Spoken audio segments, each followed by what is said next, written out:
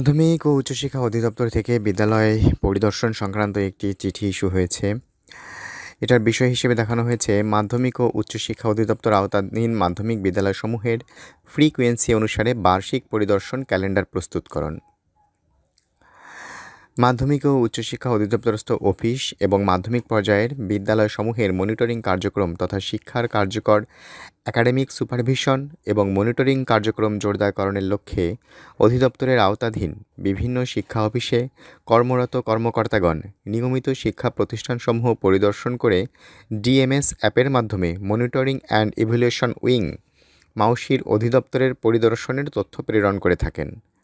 প্রতিষ্ঠান পর্যায়ে নিয়মিত ও কার্যকর একাডেমিক সুপারভিশন এবং মনিটরিং নিশ্চিতকরণের লক্ষ্যে মাধ্যমিক ও উচ্চশিক্ষা অধিদপ্তর কর্তৃক প্রণীত সর্বশেষ আইএসএস রিপোর্টের প্রেক্ষিতে 5টি ক্যাটাগরিতে বিভক্ত প্রতিষ্ঠানসমূহকে পরিদর্শনের জন্য নিম্নোক্ত প্রমাপ অনুসরণ করতে হবে।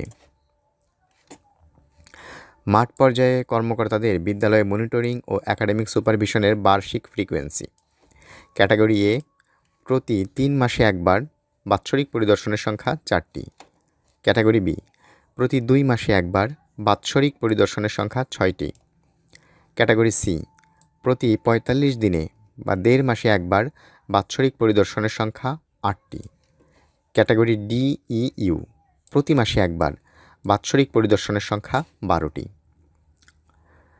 সকল জেলা শিক্ষা কর্মকর্তা তার জেলার প্রত্যেক উপজেলা বা থানা মাধ্যমিক শিক্ষা কর্মকর্তা ও অন্যান্য পরিদর্শনকারী কর্মকর্তাগণের সমন্বয়ে পরিকল্পনা যোগ করার পর আগামী 20 জানুয়ারি 2026 তারিখের মধ্যে একটি সমন্বয় সভা করে তার জেলার মাধ্যমিক বিদ্যালয়সমূহ পরিদর্শনের নিমিত্তে সকল কর্মকর্তা, জেলা শিক্ষা কর্মকর্তা, সহকারী জেলা শিক্ষা কর্মকর্তা, সহকারী পরিদর্শক, থানা অথবা উপজেলা মাধ্যমিক শিক্ষা কর্মকর্তা, একাডেমিক সুপারভাইজার ও অন্যান্য এদের মধ্যে বন্টন করবেন এবং ডিএমএস অ্যাপ বা ড্যাশবোর্ডের 28 জানুয়ারি 2026 তারিখের মধ্যে ইনপুট দেবেন এবং পরিকল্পনাটি জমা দিয়ে দেবেন।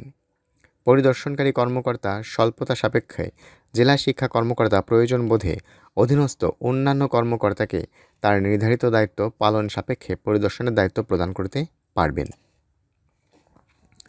প্রত্যেক জেলা ও উপজেলা বা থানা মাধ্যমিক শিক্ষা কর্মকর্তাগণ মাসে ন্যূনতম 5টি বিদ্যালয় পরিদর্শন করবেন। যে সকল প্রতিষ্ঠান এখনও পিবিএম কার্যক্রমের আওতায় নেই কিংবা থাকলেও আইসাস জরিপ হয়নি তাদেরকে ইউ বা আনডিফাইন্ড হিসেবে ডিএমএসে চিহ্নিত করা হয়েছে। এ সকল প্রতিষ্ঠান মাসে অন্তত একবার কিংবা প্রয়োজন হলে একাধিকবার মনিটরিং করার জন্য ভিজিট করবেন। ধন্যবাদ।